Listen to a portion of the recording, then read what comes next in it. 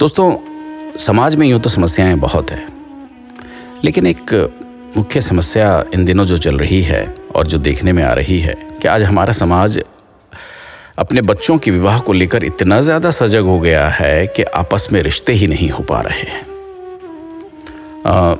एक उदाहरण देकर के आपको मैं अगर बात करूं, एक युवती के परिजन एक बुजुर्ग के पास पहुंचे और अपनी जिज्ञासा लेकर पहुंचे और बोले कि महाराज, अपनी बेटी का विवाह करना चाहते हैं हम, लेकिन बहुत सारे लड़कों को हमने देखा, युवकों को देखा, परंतु अभी तक कोई सबसे योग्य युवक नहीं मिला।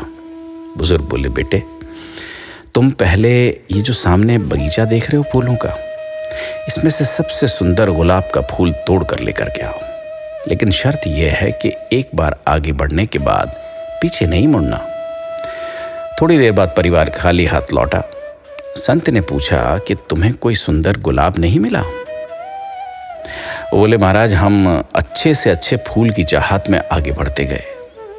मार्ग में अनेक सुंदर फूल दिखे, परंतु हम इस चाहत में आगे बढ़ते गए कि आगे और भी सुंदर फूल होंगे। दुर्भाग्यवश अंत में फिर मुरझाए फूल मिले। बुजुर्ग बोले, जिंदगी भी इसी तरह से है। सबसे योग्य की तलाश में भटकते रहोगे तो जो संभव है फिर पलट कर आओगे तो उससे भी हाथ धो बैठोगे।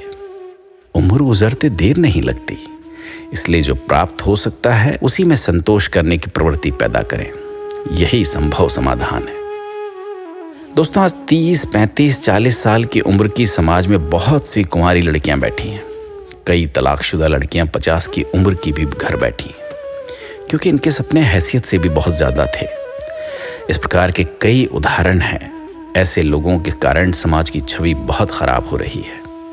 सबसे बड़ा मानव सुख सुखी वैवाहिक जीवन होता है।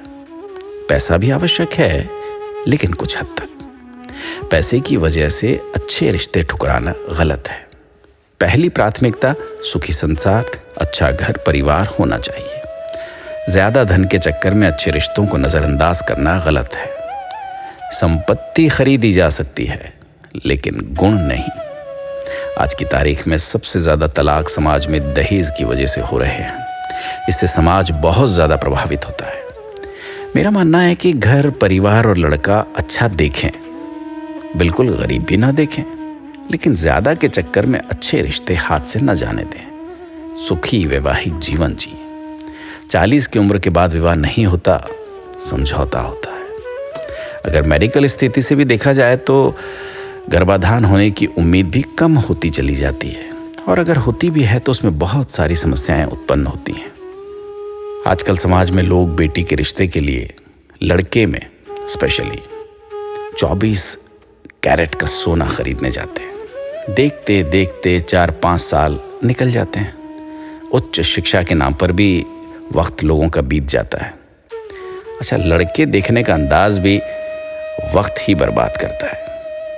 खुद का मकान है कि नहीं, अगर है तो फर्नीचर कैसा है, कमरे कितने हैं, गाड़ी है कि नहीं, रहन सहन कैसा है, कितने भाई हैं, बंटवारे में माँ बाप किनके गले पड़े हैं, बहन कितनी है, उनकी शादी हुई कि नहीं, माँ बाप का स्वभाव कैसा है, रिश्ते नाते वाले आधुनिक काल के हैं कि नहीं, बच्चे का कद क्या है, रंग रूप कैसा है, शिक्षा, कमाई, बैंक बैलेंस। सब बातों पर पूछताछ पूरी होने के बाद कुछ प्रश्न पूछने में और ज़्यादा वक्त व्यतीत होता है।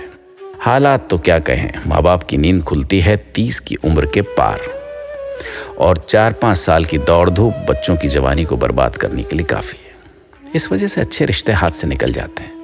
माँ बाप अपने ही बच्चों के सपनों को चूर चूर कर देते हैं। मैं सही तुम गलत के खेल में न जाने कितने रिश्ते ढह गए। एक समय था जब खानदान देखकर रिश्ते होते थे, वो भी लंबे निभते थे। समधी समधन में मान मनोहार थी, सुख दुख में साथ था, रिश्ते नाते की अहमियत का एहसास था। चाहे धन माया कम थी, मगर खुशियां घर आंगन में झलकती थीं। कभी कोई ऊंची नीची बात हो जाती तो आपस में बड़े बुजुर्ग संभाल लेते थे। तलाक शब्द रिश्तों में था ही नहीं। दाम्पत्य जीवन खट्टे मीठे अनुभव में बीत जाया करता था, और दोनों एक दूसरे के बुढ़ापे की लाठी बनते थे। इस गंभीर सामाजिक विषयों पर राजनीति से फुर्सत मिले तो सोचिएगा ज़रूर, विचार अवश्य करिएगा, साथ साथ अपना ख्याल रखिएगा।